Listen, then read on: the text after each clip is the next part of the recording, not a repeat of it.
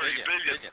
Let me bring out. Okay, I don't agree at all with bailing out bondholders, by the way, but that only comes to 45 billion of that total. Yeah, but it's the rest was borrowing for day-to-day services. And I repeat, the bondholders should have been grilled, not burned. Okay. Warren, stay there. I'll let you back in. Warren Logan, who's in Hairspray in Henry Street and Wicklow Street in the centre of Dublin. Warren, good afternoon. Good afternoon, Joe. How are you? No, I don't. There is a demonstration in the centre of Dublin on Saturday, isn't there? Nightmare, to be honest with you, because there was another demonstration, I think it was about a month ago, and I was away and I got the figures from the shops that they said, whoa, what happened there? It's just, there's no one in town. I said, basically, there's plenty of people in town, but they're going to a demonstration. And the general consensus will be on Saturday to people who are going into one of the busiest shopping days of the year. Steer away from city centre if you're going shopping. Why? Steer away because people don't see. It's the inconvenience. Like apparently there was problems with the Lewis and with the buses and everything. So generally people feel, God, if that's going to be a March day, I'll just steer away from town. I'll go somewhere else. I just personally feel that, leaving aside what I think of the war, I think protesting's fantastic, great, and everything. Go up to the Phoenix Park, protest away, have your microphones, everything, say your piece. Do whatever. Well, how badly affected was your business? 60% down. We the worst trading. In 3 years on Henry Street on a Saturday since we opened. And this weekend. This weekend will be one of the busiest. Well, it's Halloween weekend. It's always a great buzz around town. Yeah, and especially in my business because we're sort of like hair and people go out and wigs and everything and eyelashes. So girls are like literally coming out to the park that night. It'd be bedlam. So you're talking about, Joe, we're not talking about a couple of £100 out here. We're talking about less staff you're bringing in are going to be working on that day. I have no problem doing it. Let's say we have a march, we've made our point, 100,000 people or 50,000 people turn up. This is where we need to go. But is this going to be a situation? Well, now in October, in the last one we got 100,000. Maybe the next one we get 150,000. Let's do another one on Christmas Saturday. This is not right. There is a time and a place for everything. The point has been made, and we all agree. None of us want to pay water charges. And you already are. We're off.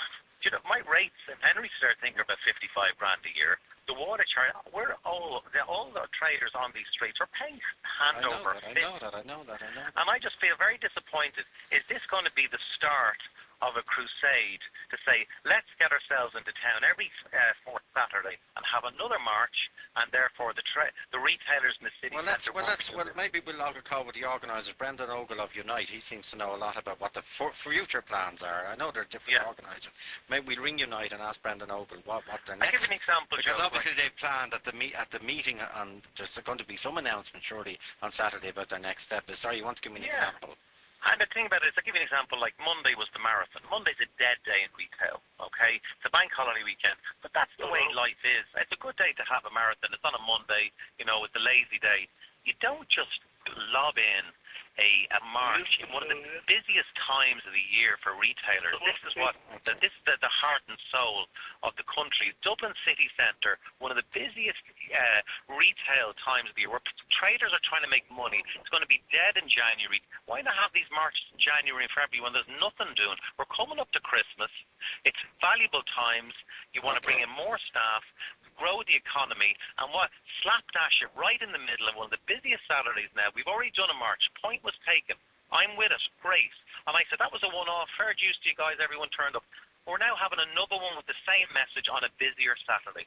Where is this going to end up? Because it's crucifying retailers in Dublin City. But one of their arguments about this Saturday is, well, I know what your response is. I hope the marches will take place all over the country. I think there's 40 different venues that they've. And by the way, if you had Corkonian retailers, Joe, you'd probably have the same scenario. Stay there for a sec, Warren. Seamus McDonough in Cal. Seamus, good afternoon. Were you listening to Mick Fagan there? Why for a second?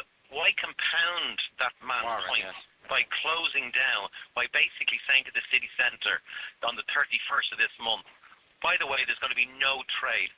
You know how much this is going to cost? Just forget about every business. We'd be years and years in water charges that what we might save, a couple of £100 here and there, what will come of this. We'll never get our money back. And it's okay for people to come up in buses from the country and say, let's crusade on our march in Dublin. Fantastic, great. But be aware that also has a knock-on effect on businesses who are needing to take in money at the most valuable times of the year. This isn't February the 10th where there's nothing doing. We're into now coming into the very, very busy times in retail, and you're taking away. It's like, this is like someone says, by the way, there's going to be a snowstorm in Dublin on Saturday, and people go, well, I'm just not going to be going out shopping.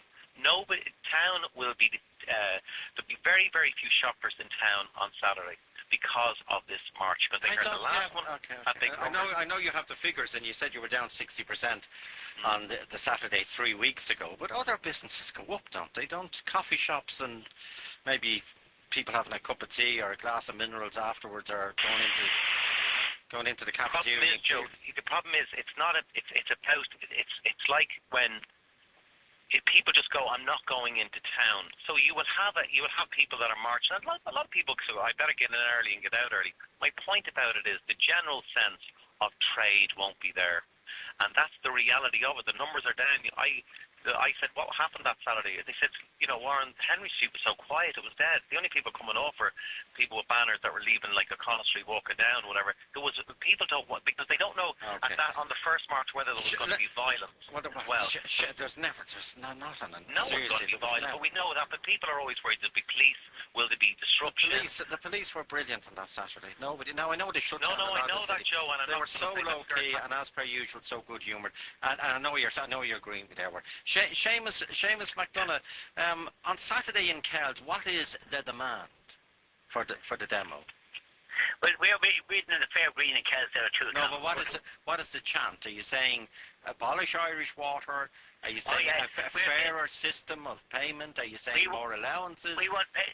We want paid through a progressive tax system. That's what we want. The water charges paid and the water cost paid.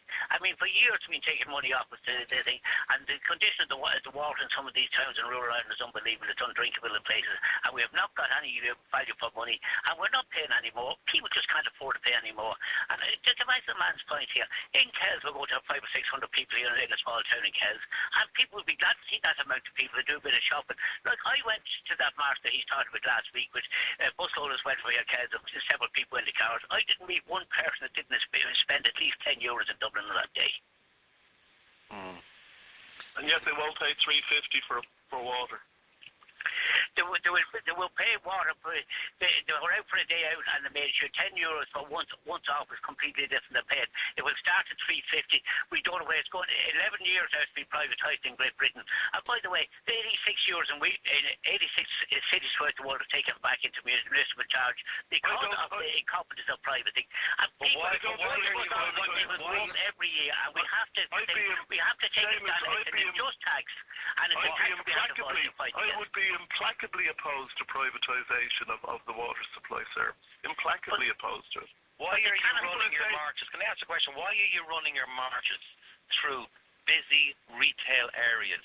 There's places where you can go and say your piece, have your microphones. We're not up for this. Why run it through places where trade is happening and more people? So it's exacerbating a situation. Retailers are saying we can't afford it. Homes are saying we can't afford it. Why give retailers more grief by bringing this upon us? Well, in Kells here, the retailers in Kells have welcomed it. They'll be glad to see so many people in the town on a Saturday afternoon. People that wouldn't normally in town will be in town here and be visiting the local hostilities or whatever else, and they'll be enjoying themselves, I'm sure, the day. And they're glad to see people on a matter of principle or opposed. This is a natural resource, belong to the people of Ireland. And the people of Ireland, they've given away enough of a natural resource. This is what we're holding on to. But what did you achieve? What did you not achieve? In the first march, what are you trying to achieve that you didn't achieve? You got great kudos. There was great feedback, a really good piece of merch. Point was taken. Everyone was rowing in behind you. And I thought, brilliant. I thought it was great. What are you hoping to achieve the second time round that you didn't achieve the first time round? We're hoping that we are going to achieve is the dismantling of Irish water. We want Irish water back into the local authorities where it was before. We want taken it back in charge by the local authorities, and we have to keep the pressure up. And the politicians have to know that we live in a democracy and that they are to represent the people, not to represent the thing, and not represent the few at the top. The other issue about this privatisation, once there's a charge on this, European competition says laws what it can be bid on. So it's going to be privatised in the wrong run. That is the whole ultimate objective of this, is to make it to privatise the water. So do you think you should do marches on Saturday in December, we'll say?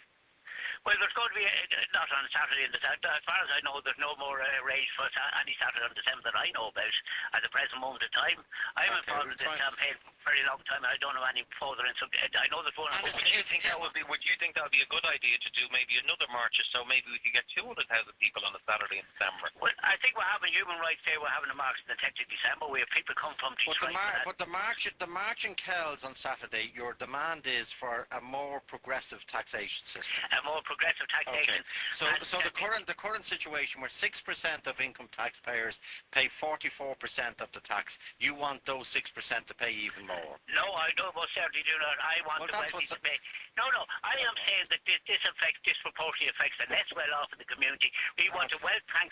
We want a taxation, a transaction tax. Okay, so I take that point. Already. But I'm saying for people to go along to your demonstration on Saturday in Kells, Seamus, you're saying they have to be supporting a wealth tax. No, they do not. There's people that come from many different reasons. Okay. Everybody. Okay, stay with us. I promise. I'll let you give more reasons. After 51551, Irish Water don't have a spokesperson. Talk to Joe on 1850 715 815. There aren't many guarantees in life, and even fewer things that are as good for you as they are for the country. Looking for the GI, Guaranteed Irish Simple Look products, services and websites is the quickest way to be sure that it's genuine Irish. Of course, this helps to create and save jobs, which is good for the economy and the country. But it's also great for you. After all, the best of Irish is hard to beat. So it's a win-win. Be sure it's Guaranteed Irish, promoting Irish excellence for 30 years.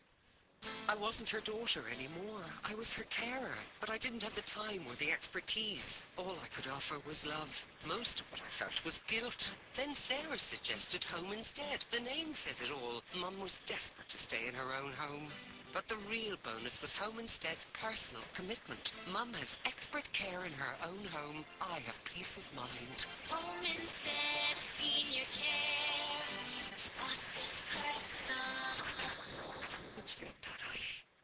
The Scandinavians know what it takes to create a beautiful interior. Now you can upgrade your life with some of their most sophisticated designs. Because of the Volvo Open Week, you can drive away in the stylish Volvo V40 from just €27,295, including a complimentary leather and style pack worth over €3,000.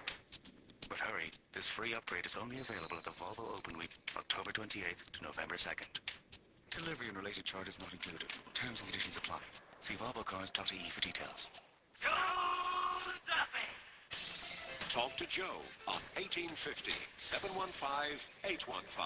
And Joe at RT.ie. Dave Hanshaw. Good afternoon, Dave. How are you doing, Joe? I know you're Director of Age Action Ireland, but you're speaking, you say, in a personal capacity. Go ahead. Very much so. Well, I believe that there should be a water charge, Joe, for conserving of water that encourage people.